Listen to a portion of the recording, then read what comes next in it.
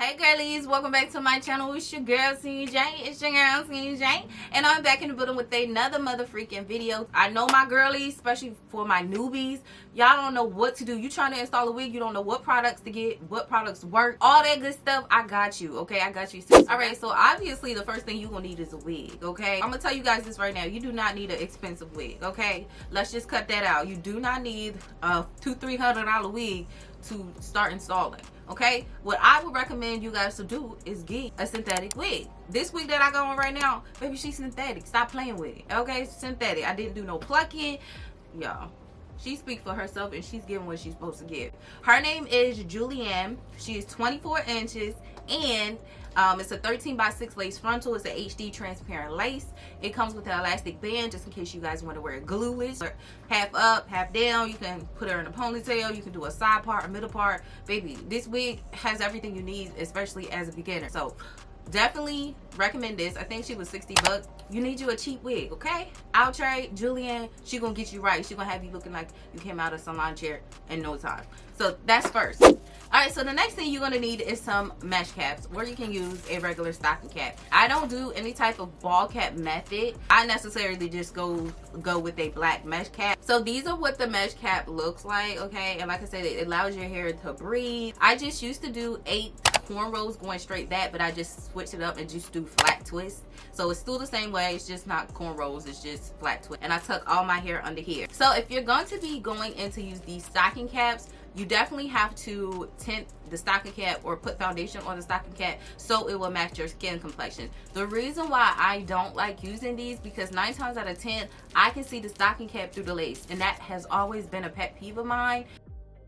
Now moving on to the install, okay? When you put the lace on for the first time, you can see, unless you're the same color as the lace, baby, you're gonna have to tint it. I don't know how many times I'm gonna have to tell y'all this. Please make sure you tint your lace out in these streets, okay? We already know you got a wig on, but you don't want to make it that noticeable. You can use whatever you like. You can use foundation. I love to use Ruby Kisses cream foundation. Cream foundation is gonna be your girl. Now you have to find your complexion, okay? I switch back and forth between shades all the time. I contour around my hairline anyway, so I feel like if I use this darker shade right here, it just makes everything blend in seamlessly. After you then tinted your lace with this, you can put the wig back on. So sometimes I like to use wax on my synthetic hair as well. I do be very light-handed with wax because wax can make your hair look greasy and weigh down, and that's not what we're trying to give because this is synthetic. I didn't use this hair wax stick today, but wax serves as the purpose of keeping your hair in place as well and creating the illusion that this is, you know, giving relaxer vibes. I love wax for that purpose. It just helps the flyaways and everything stay in place.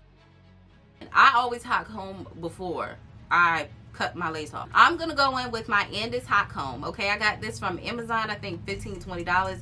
Baby, when I tell you this has been my best friend, y'all see how burnt this is? Baby, she's give what she's supposed to give. I don't know how high this heat goes up here. I think maybe 410. Now you can put heat on this type of hair up to 400 degrees. 400 degrees. With this specific one, it has a dial on it.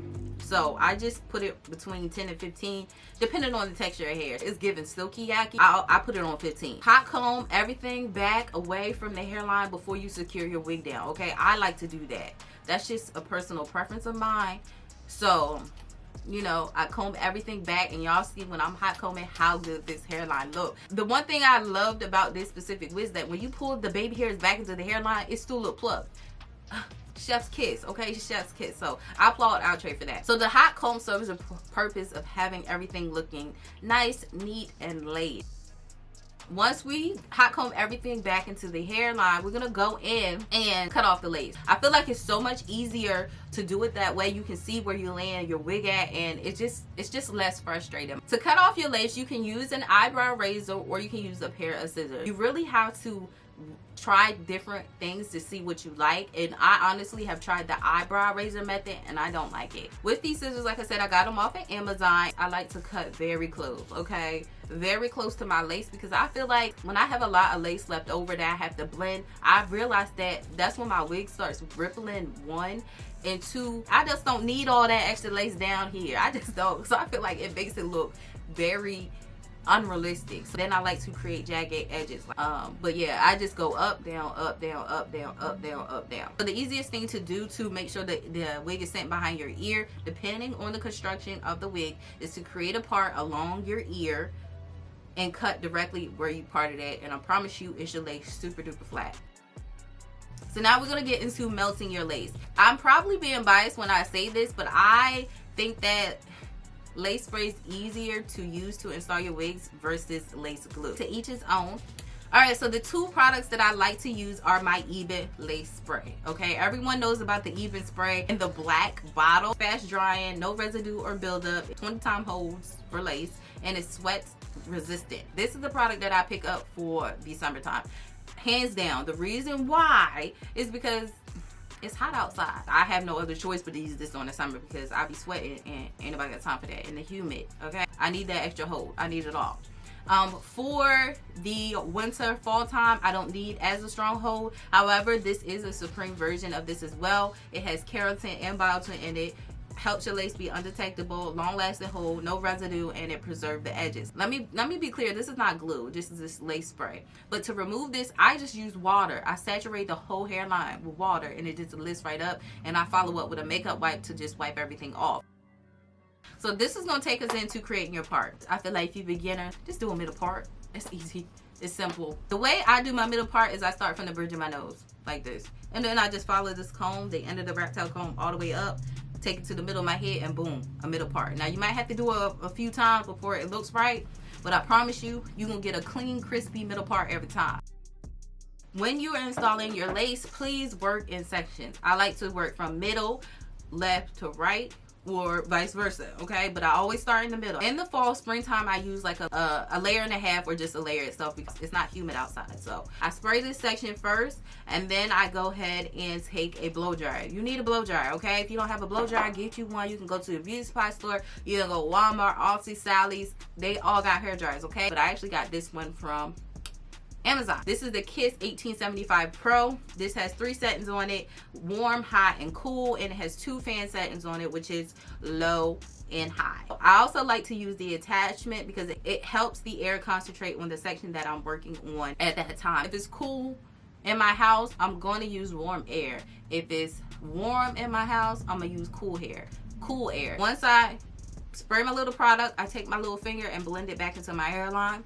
Then I go in with my warm air, and I like to keep checking to make sure the product is tacky. You touch it and your finger is kind of getting stuck to it, and it's got a little, you know, little stickiness to it. It's time to lay it down. It can't be wet. Like if you can pull your finger right off of it, it's not done. Put some more air on it. You're gonna take the end of the lace and follow it to where you put the product, and you're just gonna lay it down gently. So I always say, do not stretch your lace. I have the elastic band on in this wig, so it just lays down properly. But if you don't have the elastic band in, or you cut it out, make sure you lay your lace and make sure it's flat, but don't pull it too tight, because if you pull it too tight, when you let go, it's going to create a ripple effect, okay? I don't know if I said it when I mentioned cutting off the lace, but if you leave too much lace on, when it's time to go melt it down, it's going to ripple, okay? I always say the less the lace, the better. You need combs. I got a whole pack of these off of Amazon, okay? I love the rat tail combs, the one with the pointer at the end and the one with the little space in the beginning of the comb. Y'all see that? This is going to help you make a clean, crispy part in the middle or wherever else you're parting, and this is going to help you lay down your lace, also create part. You're going to go back in with your blow dryer, and you're going to follow up with your comb, the back of the comb, and you're going to push this comb down. Okay, you're gonna push your comb down into your lace. You can also use the back of the comb as well and do the same thing. Don't push too hard, just do very lightly and just lay the lace down. Also at this time, you can tell if the lace is not all the way secure down. Like I got a spot right here, it's just a little spot. But if you can stick that comb under there, you need to add some more product because it's not laid down. This comb, you can spray some product on the back of the comb and stick under the lace as well, and then just relay it down. So that's that, and you're gonna do the same steps on the left and right. Okay, at this time, after you secure your wig down using your lace melt, and if you see any type of white shadow, white cast, going back in with your lace melting spray or this product here is going to get rid of that. If this part is broken, I take the end of this and just tap it on the outside of the lace and just put the product there, and you can see how everything just melts away and everything just blends right in. You have to follow this product up with my blow dryer because I don't want my lace to start lifting because it is liquid. And then I use my comb again and reinforce the lace down to get that what lace effect. Okay, what lace is giving what lace. You need an elastic band. I'm not gonna stress it enough. If you don't have one, this is why your lace is looking crack. I got these off of Amazon. It's Velcro. Okay, it's got Velcro on the end, so it sticks like this. You can wash these. I need to wash mine because they dirty. But you need something that's gonna have a lot of pressure on that hairline to melt the lace into your skin. Now, the time that you keep this elastic band on depends on you and what you like. It could be the product that you use, but with lace spray, I'm telling you, 10-15 minutes tops and you're gonna be good.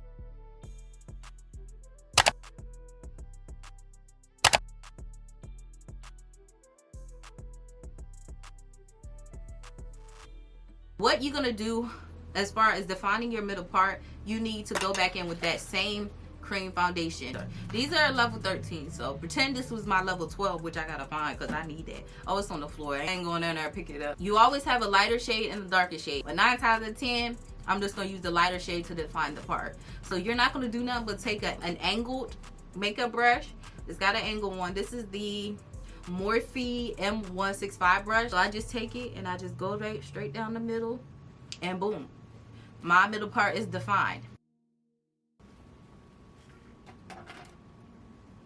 So if you mess up your middle part and you get a little cream foundation, or you can use concealer, if you get concealer or foundation outside of the part, you're going to take your rat tail end of the comb and you're going to center this right in the middle where the part is. You're going to go in with your Red by Kisses temporary hair color spray. This is in the shade black, and spray directly in the middle of where the comb is, and it's going to cover up everything. So that's how you fix the part or have a crispier part.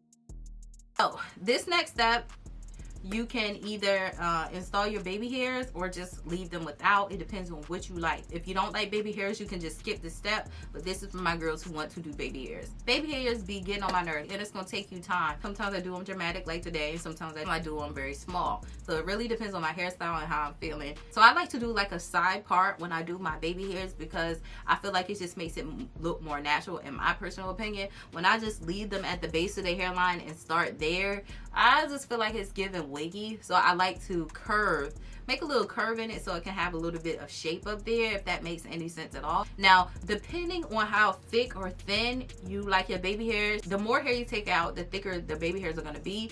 The less you take out, the thinner they're going to be. So yeah, once you get your amount of hair out that you like, I always say cut at an angle. When I say you cut at an angle, it gives your baby hairs shape. In my personal opinion, it gives you shape. It just gives it like not one big swoop, but you can do that if it's easier for you and you don't really know how to use the scissors. This is a pencil flat iron from Kiss. I love this. Ever since I bought it, haven't put it down. It's really gonna help you do your baby hairs very quick, okay? Because it's gonna help you swoop. This has one setting on it, one button on it. It's just off and on.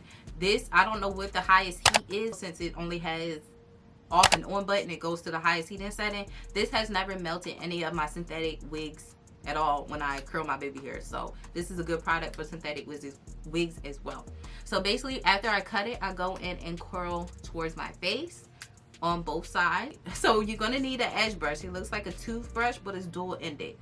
One has a comb on this side and this side has the brush. You need both sides, okay? So once you have your baby hairs curled, you're gonna go in with your comb first and start combing down, like combing them and forming them into place. I normally don't do that all the time, but for beginners, I would recommend you just combing your baby hairs into place at first. Once you kind of see where they're going, like the motion they're going in, you're gonna take your product to do your baby hairs with. I use got2b spray to do my virgin hair units and my synthetic wigs, and they hold amazingly. So I take this and I spray my brush with the spray, and then I go in to swoop my baby hairs into position. I always say when you put your hands down, when you're swooping, the baby hairs are going underneath your hand and your finger is being the guide for the swoop, okay? So it's gonna naturally do that when you put your hand in that motion and swoop the baby hairs underneath your finger, okay? Your finger is gonna be the guideline. You don't have to spray a lot on the brush, just spray a little bit to help mold the baby hairs into place. And if they're not laying down, spray a little bit more, use your finger and mold. So do not spray a lot, because if you spray a lot, your baby hairs is gonna be dripping and your makeup is going to be coming off, especially if you do your hair after you do your makeup. So that's that on that. Once I get done, I like to lock everything in. So I go ahead and spray all over that baby hair, and I take the back of my edge brush and sit it on there and blow dry. I have your blow dryer on a hot heated setting so everything can mold and stay in place all day. If you want fluffier ones, don't do that last part. Just leave it how it is, and you can comb it out once it fully dries. You can dry it down and then comb it back out once it dries. The last product that I say you would need is definitely hairspray. Hairspray is going to help you create these two bumps. Y'all see the bumps in the front of my wig? It probably gives it a little bit of shine up there, but that's because this is synthetic, but I still use it anyway and I don't care.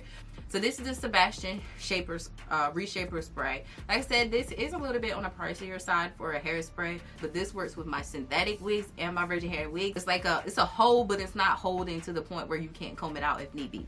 So I love to use this product to create the bumps, and basically what I do is go in, and I like to do it to seal in any flyaways as well. And when I do my bumps, when it comes to the top, I always like to take my hot comb, go in an upward motion so it can form like a bump. I don't even know how to explain it, but I guess you guys can see what I'm doing. Lastly, you're going to need a paddle brush. This paddle brush is going to help you detangle your wigs. This is the Unbrush, and I have been obsessing over this brush since I got it off the TikTok shop. It is on Amazon, and I will have this link too. But this is kind of a little pricey for a brush, but I'm telling you, this is going to be your best friend when it comes down to synthetic wigs, okay? I kid you not. You're going to love it, and it's going to change the game for synthetic wigs. So it is essential that you have a flat iron. This is the Remington Shine Therapy Flat Iron. I got it off of Amazon. It is in Walmart as well. This goes up to 450 degrees, if I'm not mistaken. I love the wide plate ones because, like I said, if you want to rush, baby, it gets the job done really quick. So you're definitely going to have a flat iron in your kit. These are the basic products that you just must have. I didn't use this in today's video because I didn't need it. Of course, y'all seen this hair was already pre-styled. It's also essential to have some type of curling iron or wand in your kit. This came from Amazon. It has interchangeable wands, so you can get thicker barrels and you can get thinner ones. This creates beautiful, beautiful curls. So I definitely recommend you have this in your kit as well.